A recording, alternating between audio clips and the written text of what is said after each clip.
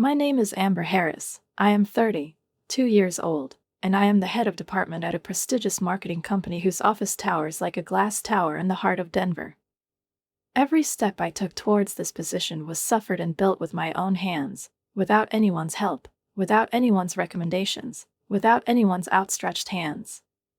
My student years were spent in an eternal struggle with the schedule. During the day I sat at lectures. In the evening I stood behind the counter at the mall, and at night I carried plates and smiles in noisy eateries, which smelled of fat and tired conversations. I paid off my student loans myself, one by one, slowly, stubbornly, as if each payment was a blow against an invisible wall separating me from a full-fledged adult life. Richard and Lauren Harris, my parents, were, in general, They weren't bad people, they just always looked right through me, as if I were something blurry, present, but not meaningful. They lived side by side, under the same roof in my childhood, but I never really felt them close. All their attention, all their love, all their pride, it was all reserved for Carrie, my younger sister. Her hair was always styled, her outfits were the latest in fashion, her voice was always heard. When I silently brought the report card with excellent grades, it remained on the refrigerator for only a couple of days until Carrie returned home with a drawing she had drawn in class. Then my report card was taken off, and her doodles received a heart-shaped magnet. I've learned not to wait. No praise, no gratitude, no interest in my life. When I got the promotion, it's important, well-deserved, earned through sweat and sleepless nights, I didn't tell anyone from my family. It was easier for me to celebrate this event alone, a glass of wine after work, a favorite movie in my pajamas, a call to my best friend. The silence of the parents at such moments no longer hurt, it became familiar, like background noise, which you get used to. I didn't hold a grudge, but I also had no illusions. Everything changed one Sunday morning when the kettle screamed in the silence of my kitchen, and the phone screen flashed the name Mom. I didn't pick up the phone right away. For a moment, I was vaguely uneasy. Such calls were rare in our case and almost never had anything good in them. Amber, honey. There was that unnatural note in Mom's voice that appeared when she tried to sound sincere, but overdid it. Dad and I just found out. Why didn't you tell us? I pressed the tube against my shoulder and continued to stir the sugar in the cup. What are you talking about? About your promotion, of course. Head of department. It's amazing. I froze for a second. That was a couple of weeks ago, I said as calmly as I could. Well, why didn't you say anything? It's a reason to celebrate, dear. Mom sounded like a person who decided to play the role of an ideal parent. We thought we'd throw you a party. A real family one. With music, catering, decorations, everything is as it should be. Dad said we should show how proud we are of you. I didn't know what to say. So many years of being ignored, and suddenly, just like that, out of nowhere, it occurred to me that this was a prank. Or worse, a trap. But deep inside, in the place that I had been trying to cement for years, something trembled. Do you want to throw me a party? I asked, not hiding my doubts. Of course. She confirmed enthusiastically. We've already discussed everything. We're just going to need a little help with the expenses, catering, DJ, equipment rental. About $2,500. We'll arrange everything, you just come, beautiful, confident, all in yourself. It's your day, Amber. I was silent. $2,500 is quite a lot of money, but not too much. And it wasn't about the money. I was embarrassed by the initiative itself. For the first time in many years, my parents showed interest in my achievements. It was so unusual that it was frightening. But what if they really understood something? If they want to be a part of my life now, not just when it comes to Carrie? Maybe it's their weird, clumsy way of making amends. Maybe they don't have enough words, and they decided to speak with an act.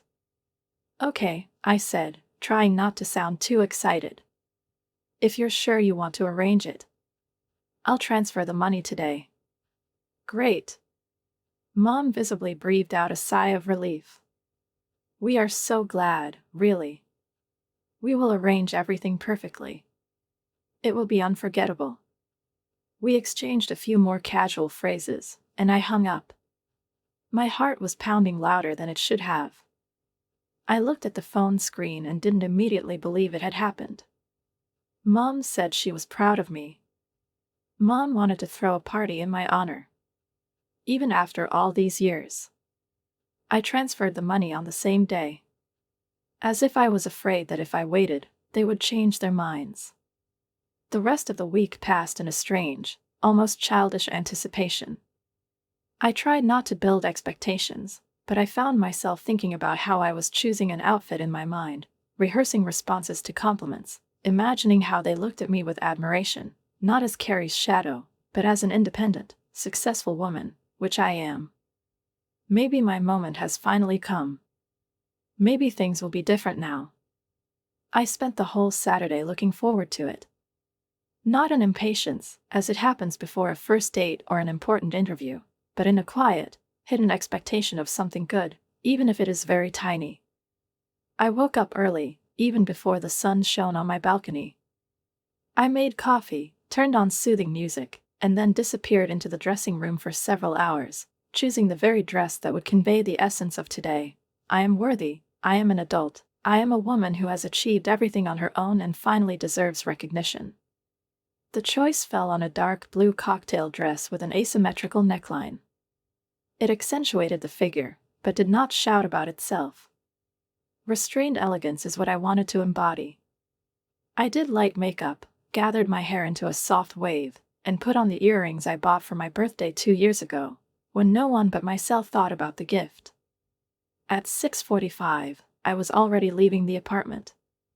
My heart was pounding a little faster than usual, but it wasn't fear, but rather a timid hope. Maybe it's true. Maybe I was wrong about my parents. Maybe they saw in me not just another child, but a real person worth being proud of. I arrived at the house at 7 o'clock sharp. The road to the Lakeview suburb, usually exhausting, flew by unnoticed this time. The whole street was filled with cars, as if something grand was being celebrated in the house. I got out of the car, lifted the hem of my dress so as not to stain the edge, and walked to the front door with bated breath. When I entered, the first thing I felt was a slight déjà vu. The house was decorated with balloons and garlands, and the light reflected softly from glasses on a long table filled with dishes. A DJ was playing in the corner, and the music was pleasant and unobtrusive. Relatives and friends were walking around with glasses, someone was laughing, someone was taking photos. The atmosphere seemed festive, almost perfect. Almost. But something was missing. Me. That is, my presence is not physical, but semantic. No one came up to me with congratulations. No one said, "Amber, it's your day." They just nodded at me, kindly, but without a twinkle. It was like I was a random guest, a neighbor who dropped by for dinner. I was standing at the entrance, as if lost in the crowd, when Jenna came up to me, my cousin, the only person in the family with whom we had at least some kind of sincere relationship. She hugged me, fast and tight, as if she knew I was going to burst. "You look great, Amber, and congratulations." "It's all a little weird, though," she said softly, leaning closer to my ear. "Strange?" I asked, frowning. But before she could respond, my gaze fell on the far wall, where a huge banner was hanging. In golden, shiny letters it was written, "Congratulations, Carrie." I blinked, thinking maybe this was some kind of joke. But no. There, against the background of sparkling lanterns, next to the flower arch, under which a solemn speech was clearly planned, there was one name. Not mine. I walked on, mechanically, without feeling my legs. There was a tall table with neatly arranged invitations at the entrance. I took one, opened it, and read it. We invite you to the evening in honor of Carrie Harris's promotion to the position of Senior Client Manager. Saturday, 7 p.m., Harris Family Home. I reread the invitation 3 times. My name wasn't there. There was no promotion for me. My existence did not exist. And then, as if according to the script of a poorly written play, she appeared. Carrie. Shining like a star at a premiere. Her low-cut red dress looked more expensive than my monthly rent. Her hair was styled in perfect curls, and her makeup was like a cover. She walked along smiling, as if all this was really her doing. Mom and Dad followed her. Their faces shone with pride, and their eyes, as always, looked only at her. I stopped in front of them. "This isn't my party," I said flatly, trying not to let the tremors show in my voice. They exchanged glances. My father was the first to come up with an answer. "We thought it would be nice to combine the celebrations. You got a promotion too. So why organize 2 different events? Combine them?" I balled my fingers into a fist. Where's my name? Where is there any mention of my achievement? It's Carrie's party. You didn't even try to hide it. Mom grimaced, as if I was acting out of proportion to the moment. Don't be dramatic, Amber. It's just the name on the banner. Everyone knows that you got a promotion too. I paid for this, I said louder, feeling my voice begin to tremble treacherously. For catering, for music, for everything. $2,500. Of their own, earned. Because you said it would be for me. Carrie rolled her eyes. Oh my God, Amber, you're taking care of yourself again. Can't you just be happy for your sister? My parents tried so hard. They had a wonderful evening, gathered the whole family. You could be grateful. I stared at her, not recognizing her.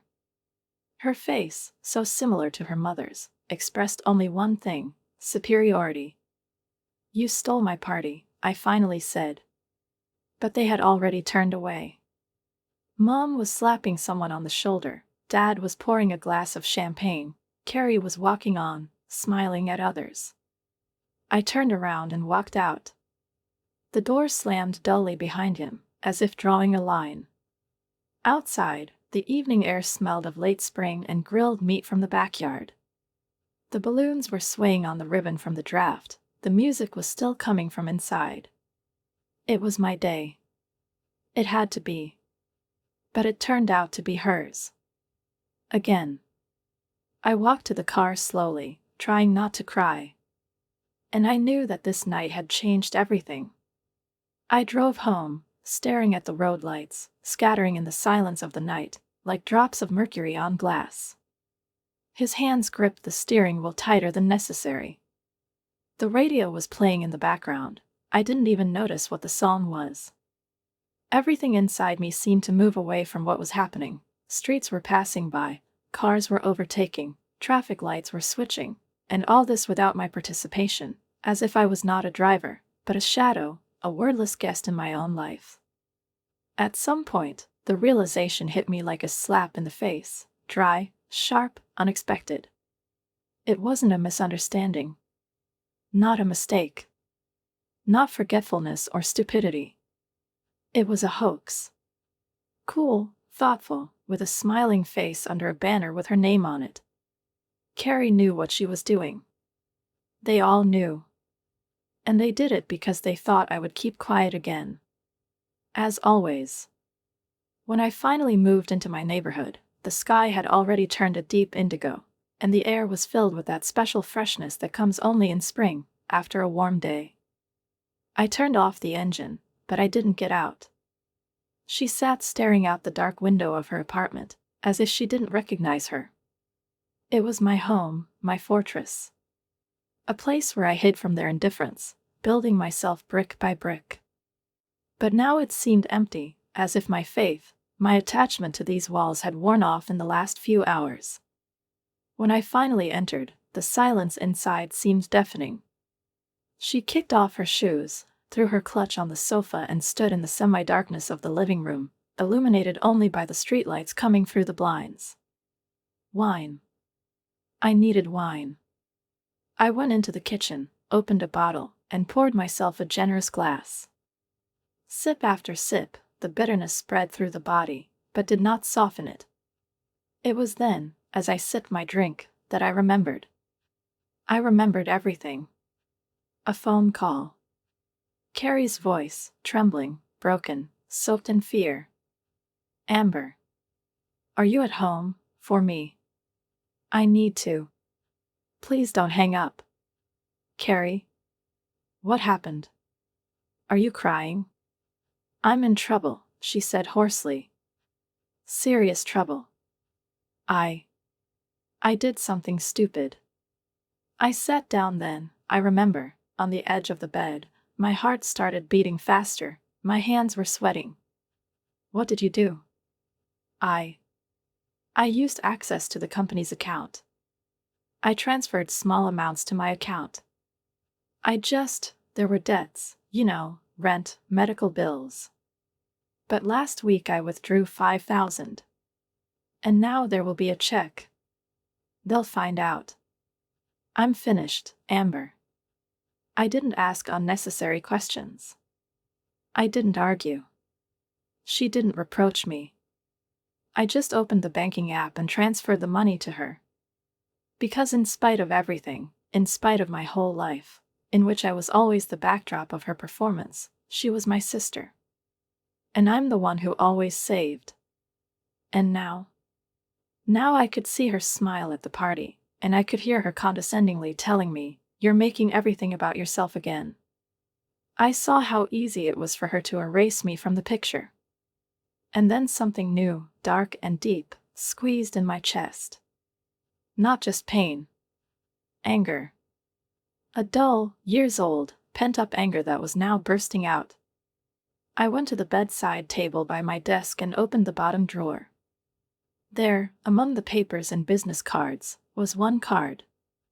White, smooth, with convex gold letters. Walter Thompson, executive director of the company where Carrie worked. An old friend of our father's. Once, at a family meeting, he told me almost in a whisper, "If you ever need anything, call me." Seriously, Amber. I respect you. I looked at the card and felt a tremor rising from my fingers up my wrists, to my shoulders, to my neck.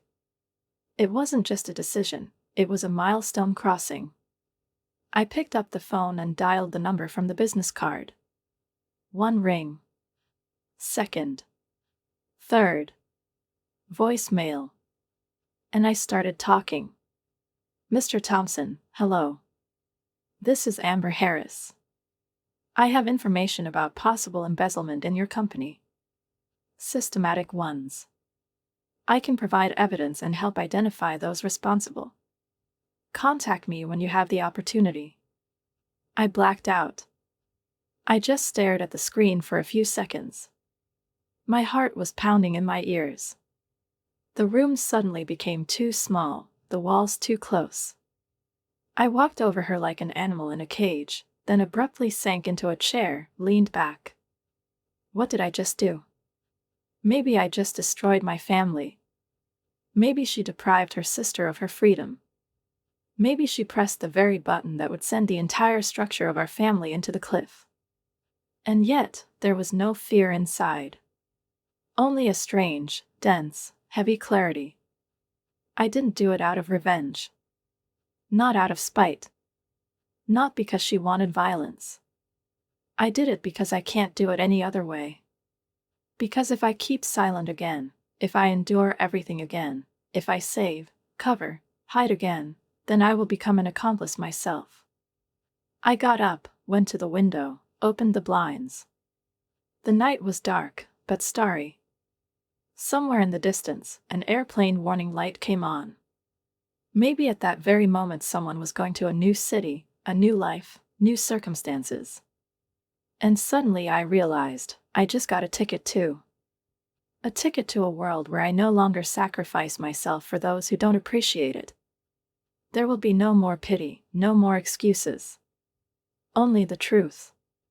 And let it be bitter, let it be destructive, let it be lonely, but it will be my truth.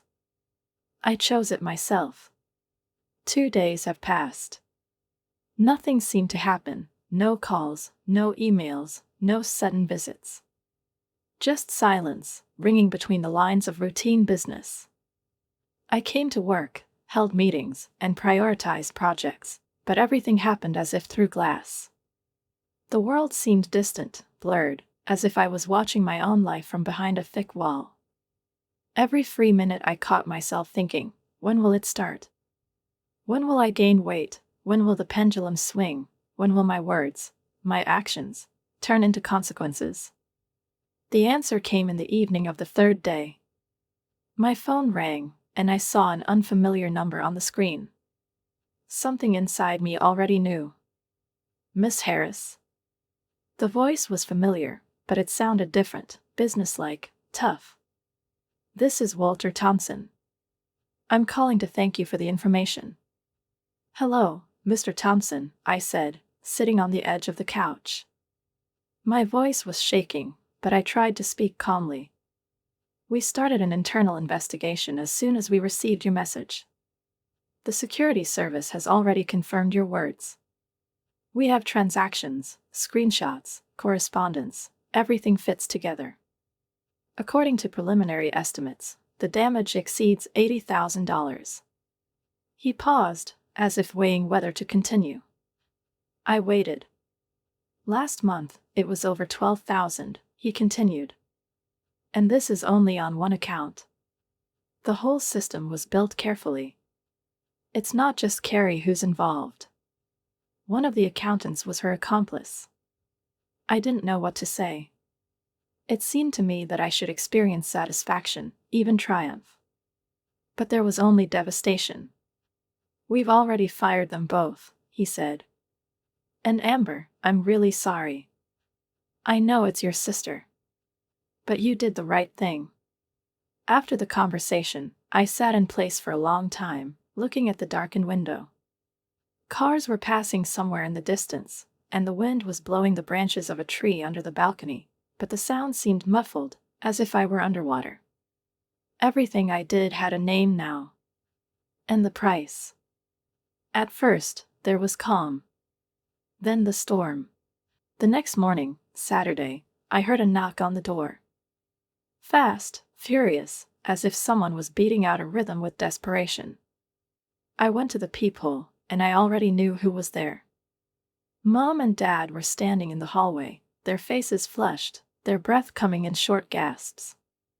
There was nothing in his hands, no flowers, no bags. Just them and their anger. Amber, open it now. Dad roared, slamming his fist on the door. I pressed myself against the door jamb, but I didn't open it. His voice was strange, low, almost growling. We know you're there. Mom added, her voice cracking as if on the verge of hysteria. You have to stop this. Stop it now. I took a deep breath. What exactly should I stop? I asked through the door, evenly but loud enough for them to hear. Call Thompson, Mom said. Withdraw the application. Tell me you were wrong. You can still fix it. Fix what? I clenched my fists. That she's been stealing for 2 years? That you dragged another person into this? That she ruined everything herself? You ruined it. Mom shouted. You ruined your sister's life. After all we've done for you. I laughed bitterly. After all you've done for me? What exactly did you do, Mom? What did you do, Dad? When I was getting my degree, you didn't come. Because Carrie had a competition that day. When I graduated from college, you forgot. Because Carrie's internship has started. When I got my first job, you didn't even congratulate me. And now you're using my money to give her a party, and you're calling it everything you've done for me? They fell silent. Just heavy breathing outside the door. You've always envied your sister, her father said, softly, almost with contempt. I straightened up. No, I replied. I wasn't jealous. I struggled. I was surviving. I tried. And all this without you. You were there only when it was necessary to save Carrie. And now I've refused to do it, and suddenly I've become a traitor? You don't understand, Mom sobbed. They took her to the police station. She spent the night in a cell. Do you have any idea how she felt? Can you imagine how I felt, standing under a banner with her name on it at my party? I whispered. Can you imagine what it's like to see over and over again that you're a shadow to your parents? This is your family, Amber. Mom exclaimed. You should be with us. Always. Then why am I alone all the time? I asked. There was silence outside the door. The seconds dragged by like viscous honey. Then footsteps. Then the sound of someone punching the wall. Then there was only silence and the click of the lock on the landing. I remained standing, feeling my knees tremble. Tears came to my eyes, but I didn't let them fall. I didn't feel like a winner. I felt like a person who had finally said out loud what needed to be said 20 years ago. Later, when I logged into social media, I saw the post. Mom wrote it. It is with great sadness that we announce that our daughter Amber is no longer considered part of the Harris family.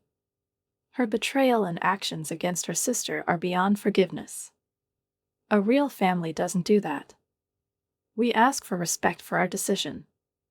The comments have already started to appear. Someone was surprised, someone supported, someone condemned. But I didn't answer. I just closed the app. I am no longer their shadow. And not their shield.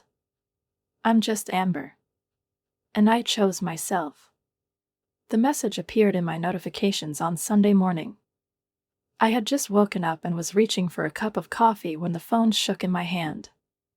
It was a post from my mother, a bright post decorated with a frame with black letters on a white background, as if it were about mourning, only the mourning was not for the loss of her life, but for the loss of her daughter. It is with deep pain that we inform you that Amber Harris is no longer considered a part of our family. Her betrayal of her own sister has caused damage that cannot be healed. We pray for understanding and privacy during this difficult period for us. The words seemed to throb in his chest. I reread them once, twice, 3 times, not because I didn't understand the gist, but because I couldn't believe they said it out loud. My family, my parents, the very ones who once covered me with a blanket when I fell asleep on the couch, have now publicly disowned me as an unnecessary thing, as a stain that is a shame to wipe off, but it is even more shameful to leave. The comments under the post multiplied. Some relatives expressed bewilderment, asked what had happened, others immediately rushed into battle. Who was protecting me? Who was protecting Carrie? But there was no more truth in this noise than in school gossip. I scrolled through the screen with indifferent mechanics, as if it concerned someone else. Then she turned off her phone. Silence turned out to be the only correct response to this farce. A couple of days later, Mr. Thompson called me. I was in the office, just finishing preparing a presentation, when I saw his name on the screen. Amber, he said after a brief greeting, you should know this. Your parents came to me. My mother practically fell to her knees in my office. They asked to withdraw the application, begged not to bring the case to court. I pressed the phone closer to my ear, feeling a chill run through my skin. I went to meet them halfway, he replied with restraint. Only because they returned the full amount to the company. About $90,000. We took out a loan, as far as I know. The official charges were dropped, but you have to understand that Carrie's reputation is over. She was fired. And I will personally make sure that she no longer holds any position with access to finance. This decision is not subject to review. I nodded, even though he couldn't see it. Thanks for telling me, I said quietly. I don't want her in jail, just the truth. After the call, I stared out the window for a long time. Trees rustled somewhere below, and people passed by, unaware of the drama unfolding within the walls of this glass tower. Everything was in its place. The work was going on, the coffee smelled the same, the air flowed between my fingers as usual. Only inside, everything shifted.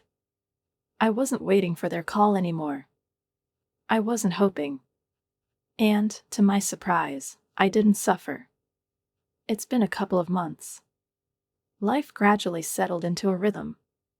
There were no more sharp flashes of pain, no sleepless nights. It's just everyday life, where I've become the boss again. One evening, my cousin Rachel called.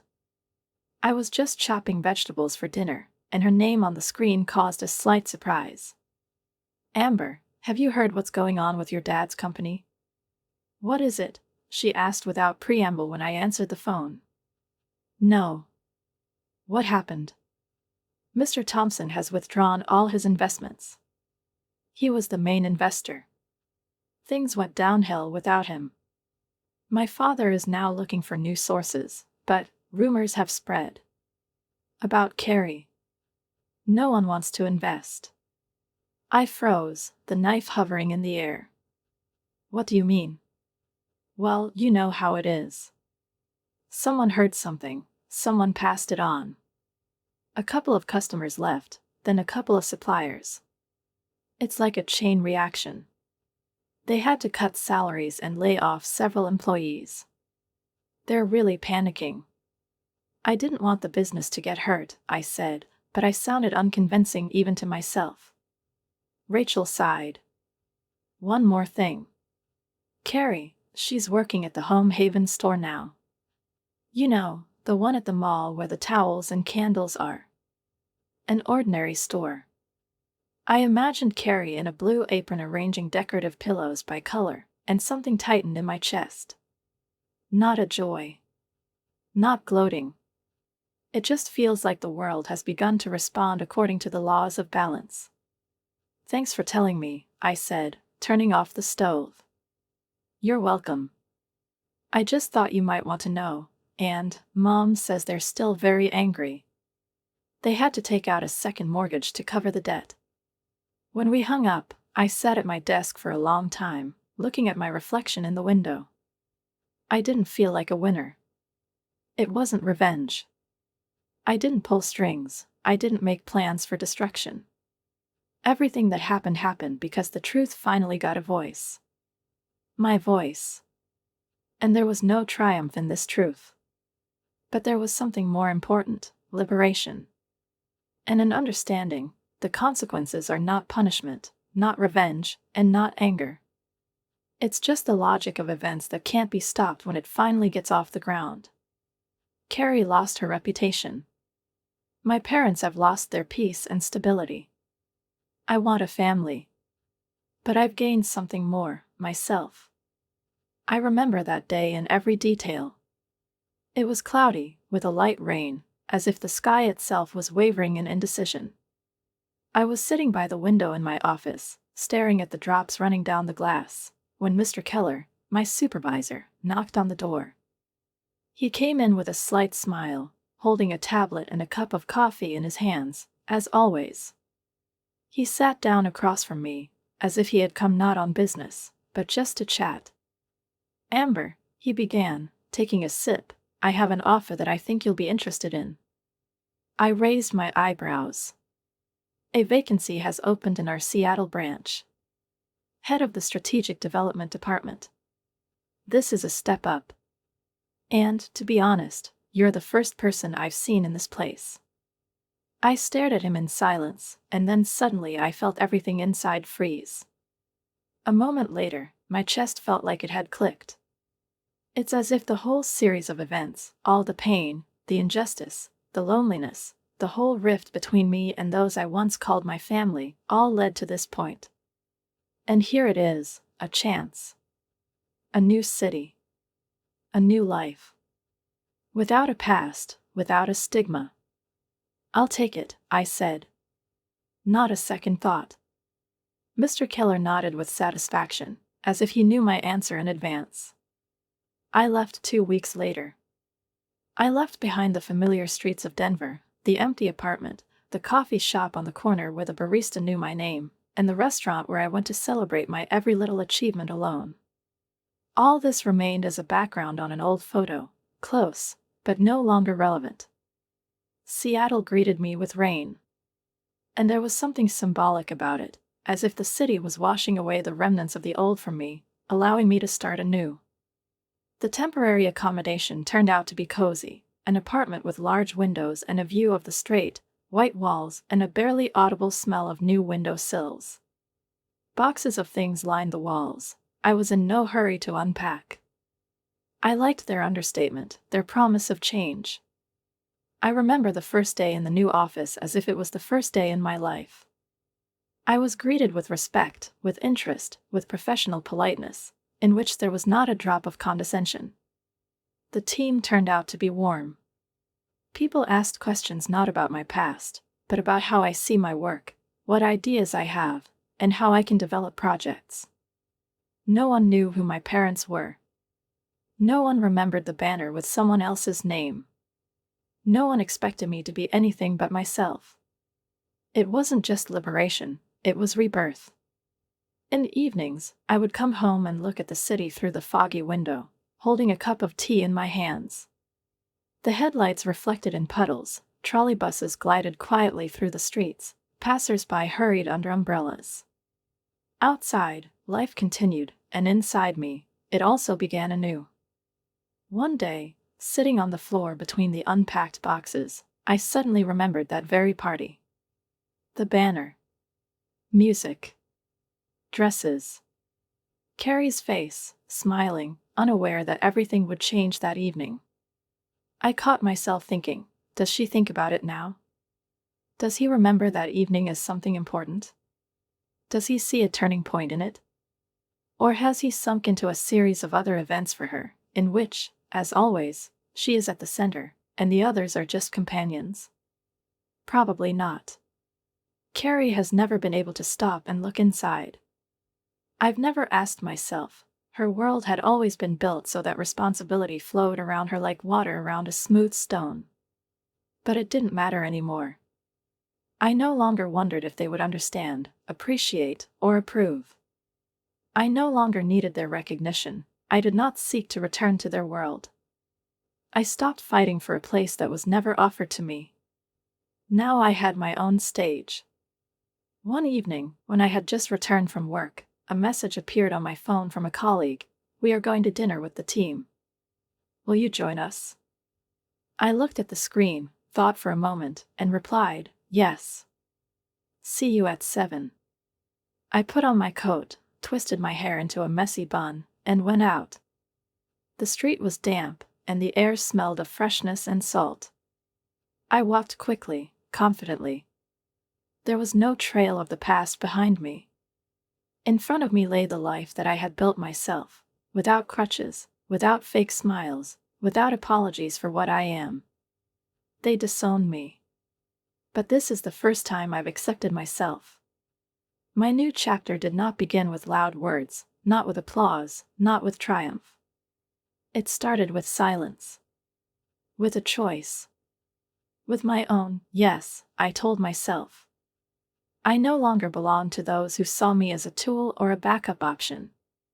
I was myself, whole, complete, worthy. And this life was no longer controlled by anyone. Just me.